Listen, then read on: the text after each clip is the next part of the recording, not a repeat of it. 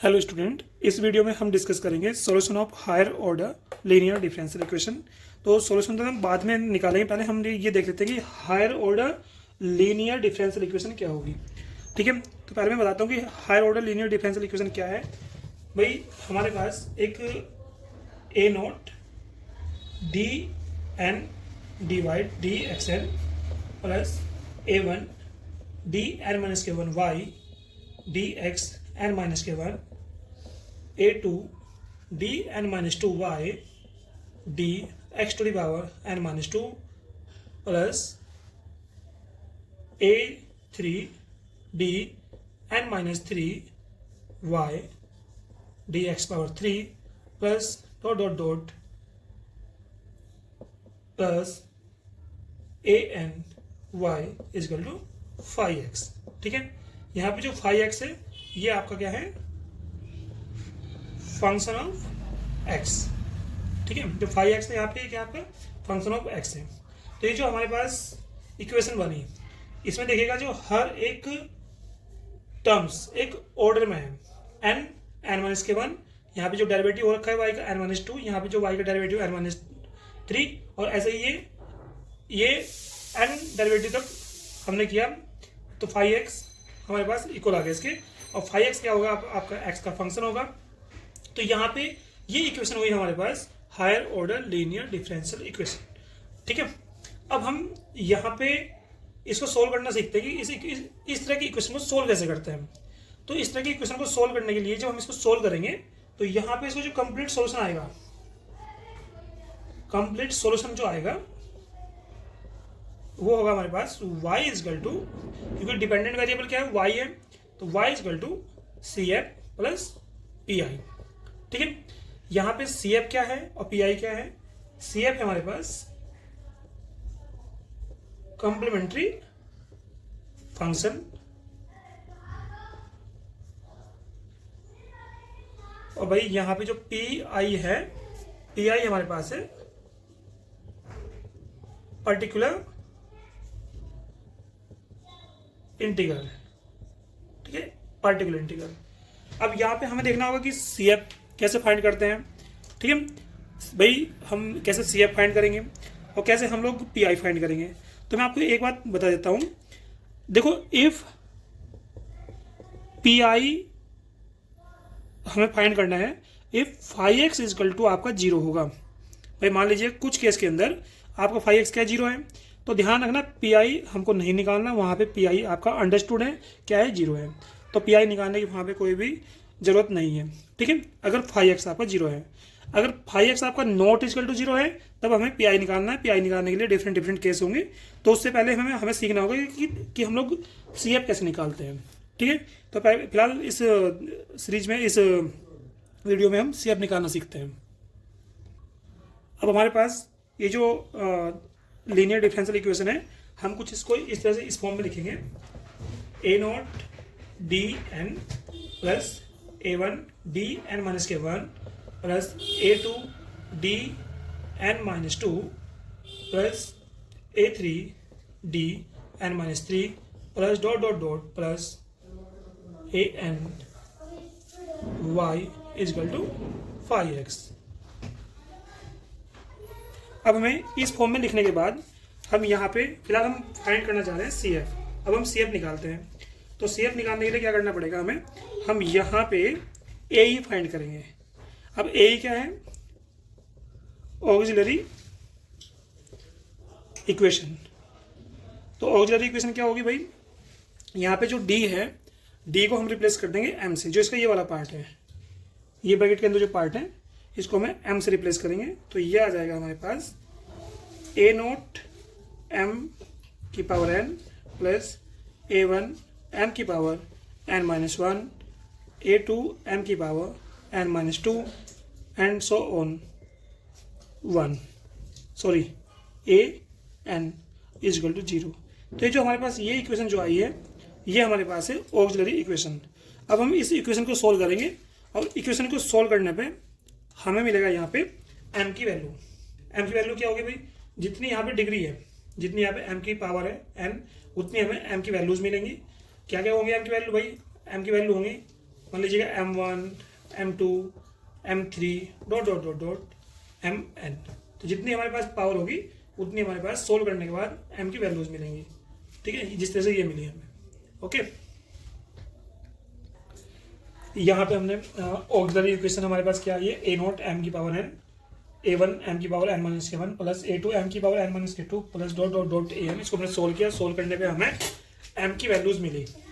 ये m की values कितनी है, mn वैल्यूज हैं। अब यहाँ पे हम CF कैसे फाइंड करेंगे, कॉम्प्लीमेंट्री फंक्शन जो होगा वो कैसे फाइंड करेंगे, तो ये डिपेंड करता है ये रूट्स के ऊपर। ये जो m के रूट्स आए हैं m1 m2 m3 dot dot dot, ये इनके ऊपर डिपेंड करेगा। क्योंकि ये जो रूट्स हैं ये आपके कितने टाइप के हो सकते हैं, ये आपके दो टाइप के हो सकते हैं। एक तो आपका रियल रूट्स हो सकते हैं, एक आपका कॉम्प्लेक्स या फिर इमेजिनरी रूट्स हो सकते हैं। ठीक है, अब ये रियल होंगे तो रियल में भी आपके दो टाइप के हो सकते हैं। नंबर 1 आपका ये आपके डिफरेंट, और हम कह सकते हैं डिस्टिंक्ट। और भाई इमेजिनरी तो आपके इमेजिनरी रहेंगे। और दूसरा टाइप होगा इसका equal, that is all roots are same. ठीक है, तो यहाँ पे रियल रूट होंगे, डिफरेंट होंगे, इक्वल होंगे, तो इनके लिए CF कैसे निकलेगा, और इमेजिनरी रूट होंगे तो इनके लिए जो हमारा CF निकलेगा वो कैसे निकलेगा। ठीक है, तो यहाँ पे देखते हैं अब हमारी डिस्टिंक्ट और या डिफरेंट रूट क्या है भाई। मान लीजिएगा हमारे रूट क्या है, M1 है, M2 है, M3 है, all are different not same. ठीक है, तो यहाँ पे जो कॉम्प्लीमेंट्री फंक्शन होगा वो होगा हमारे पास C1 e की power M1x plus C2 e की power M2x plus C3 e की power M3x plus dot dot dot plus Cn m की पावर e की पावर Mnx। यहाँ पे जो C1 है, C2 है, डॉट डॉट डॉट Cn जो है ये आपके क्या है, इंटीग्रेशन कांस्टेंट, समाकलन नियतांक। ठीक है, दूसरा आपका है भाई, मान लीजिएगा कि आपके रूट क्या है, इक्वल है। इक्वल मतलब जैसे कि भाई M1 इक्वल टू M2, मेरे पास सपोज दैट मेरे पास कोई भी क्यूबिक इक्वेशन है। ठीक है, मेरे पास एक इक्वेशन क्यूबिक है, जो यहाँ पे जो ए ही है ये मैंने मान लिया कि ये क्यूबिक इक्वेशन है। ठीक है, कुछ इस तरह से m³ plus 3m² plus m+1 equal to 0। तो मैं जब इसको सोल्व करूँगा तो रूट्स क्या आएंगे, M1 यहाँ पे इसको यहाँ पे ऐसे कर लीजिएगा, A0 मान लीजिएगा A1। ठीक है, और ये आ जाएगा आपका, ये आ जाएगा आपका हाँ A2, और ये आपका हो जाएगा A3। ठीक है, यहाँ पे हो जाएगा A0। कुछ इस तरह की इक्वेशन हमारे पास क्यूबिक इक्वेशन, इसको सोल्व करेंगे तो हमारे पास M1 M2 और M3 तीन रूट्स आए। मान लीजिएगा तीनों रूट क्या है, सेम है, और तीनों रूट किसके इक्वल है, m के इक्वल है। तो यहाँ पे जो कॉम्प्लीमेंट्री फंक्शन होगा CF वो कुछ इस तरह से होगा, C1 plus x C2 plus x² C3, और भाई बाहर ब्रैकेट के बाहर हो जाएगा e की पावर mx, क्योंकि तीनों रूट तो मैंने किसके इक्वल कंसिडर किया, m के। भाई सपोज दैट ऐसा हो सकता है, कुछ केस में ऐसा भी हो सकता है कि भाई दो रूट इक्वल है, M1 M2 के इक्वल है, और भाई M3 जो है वो डिफरेंट है। तो भाई इस केस में क्या होगा, CF क्या होगा, C1 x C2 e की पावर, इन दोनों को मैंने किसी एक नंबर्स के दोनों सेम है तो मैंने इसको कह दिया कि m है, e की पावर mx प्लस ये डिफरेंट है भाई, तो ये हमारे पास हो जाएगा C3 e की पावर m3x। तो ये हमारे पास इस केस में हमारे पास CF इस तरह निकल जाएगा, तीनों रूट इक्वल है तो CF जो निकलेगा वो इस तरह निकल जाएगा। ठीक है, तो ये तो बात हुई हमारे पास डिस्टिंक्ट या डिफरेंट रूट्स के लिए, और ये बात हुई हमारे पास इक्वल के लिए। इक्वल रूट्स जो होंगे, जो m की वैल्यूज जब इक्वल होंगी, ये हुआ हमारे पास। एक हमारे पास थर्ड पार्ट है इमेजिनरी नंबर। अब थर्ड पार्ट है हमारे पास इमेजिनरी। ठीक है भाई, इमेजिनरी रूट्स, दैट इज ये जो हमारे पास m की वैल्यूज आई हैं, हो सकता है भाई हम इसको सोल्व करेंगे, जब इक्वेशन को सोल्व करेंगे तो ये कॉम्प्लेक्स नंबर में आ सकती है कुछ ऐसा, अल्फा प्लस माइनस आई बीटा। एक बात ध्यान रखिएगा, हमारे पास कॉम्प्लेक्स नंबर में अगर एक वैल्यू प्लस की है तो दूसरा रूट आपका माइनस का हुआ, ये अंडरस्टूड है इसमें, ठीक है। तो इसके लिए आपका कंप्लीमेंट्री फंक्शन क्या होगा, सी है, वो हो जाएगा हमारे पास ई की पावर अल्फा एक्स, भाई हमारी इक्वेशन के अंदर जो इंडिपेंडेंट वेरिएबल था वो एक्स था, और भाई ये हो जाएगा A cos beta X plus B sine beta X, ठीक है। यहाँ पे A and B both are integration constant है भाई, ठीक है। ये हमारे पास क्या है, इंटीग्रेशन कांस्टेंट है। तो इस तरह कॉम्प्लेक्स नंबर में निकलेगा। हो सकता है कि कुछ केस में आपका जो आंसर्स है वो रूट में आ जाए ऐसे करके, ठीक है। तो उस केस में भी आपको क्या करना पड़ेगा, यही मेथड यूज करना होगा, क्योंकि वहां पे भी क्या होगा, alpha plus minus under root beta type का रूट्स बनेगा। अल्फा की वैल्यू भले ही कुछ केस में आपकी 0 पड़ सकती है, लेकिन रूट की वैल्यू भी हमेशा दो ही होती है। अगर आपकी रूट की वैल्यू प्लस गिवन है तो माइनस अंडरस्टूड होगी, तो उसके लिए भी सेम रूल रहेगा, ठीक है। तो ये तो वही हमारे पास सी एफ निकालने की बात। तो इस पर हम एक प्रॉब्लम बनाते हैं और उसको सोल्व करते हैं, ठीक है। अब भाई हम इसमें ना एक प्रॉब्लम करते हैं।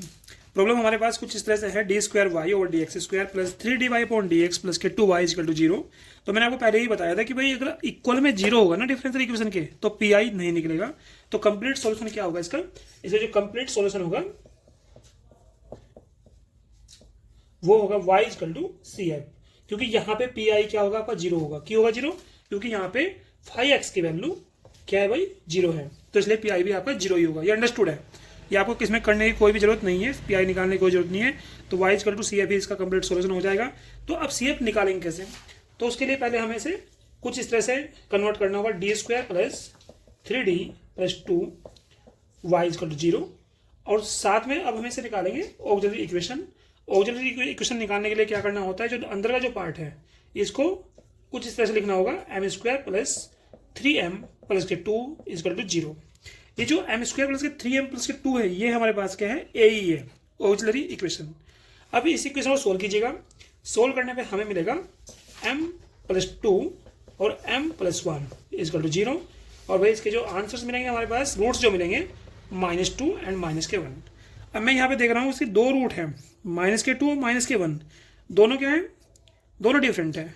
अब अगर ये डिफरेंट है तो सी एफ क्या हुआ, सी एफ होगा हमारे पास c1 e की power -2x plus c2 e की पावर -x। तो हमारे पास y क्या हुआ, सी एफ, और सी एफ क्या हमारे पास c1 e की power -2x plus c2 e की पावर -x। तो ये हमारे पास बना कंप्लीट सॉल्यूशन, ठीक है। तो पहली प्रॉब्लम हुई हमारे पास जब आपके रूट्स डिफरेंट हो, ठीक है। अब एक प्रॉब्लम नंबर 2 है, भाई डी स्क्वायर प्लस के 4d प्लस के 4। इट मीन यहाँ पे जरूरी नहीं कि आपकी जो इक्वेशन होगी वो डिफरेंशियल इक्वेशन नहीं हो, वो डी फॉर्म में भी हो सकती है। तो इसके लिए क्या करना होगा आपको, ऑलरेडी डी फॉर्म में है तो आपको सिर्फ इसमें ए ही निकालना होगा ऑक्सिलरी इक्वेशन। तो क्या होगा, एम स्क्वायर प्लस यहाँ पे ये होगा, ठीक है, M square plus 4m plus के 4 इक्वल टू 0। तो इसको सोल्व करेंगे तो m प्लस 2 इक्वल टू 0, क्योंकि ये m प्लस 2 का होल स्क्वायर बन रहा है। तो m इक्वल टू कितना बनेगा, -2। तो मैं देख रहा हूँ जो दो रूट आए हैं, दोनों दोनों क्या है, सेम है, और दोनों सेम है, और क्या है, -2। तो यहाँ पे जो सी एफ बनेगा c1 plus x c2 e की पावर -2x। तो ये हमारे पास जो बना है, ये इसका कॉम्प्लीमेंट्री फंक्शन मिला है जब हमारे पास रूट्स सेम हो, ठीक है।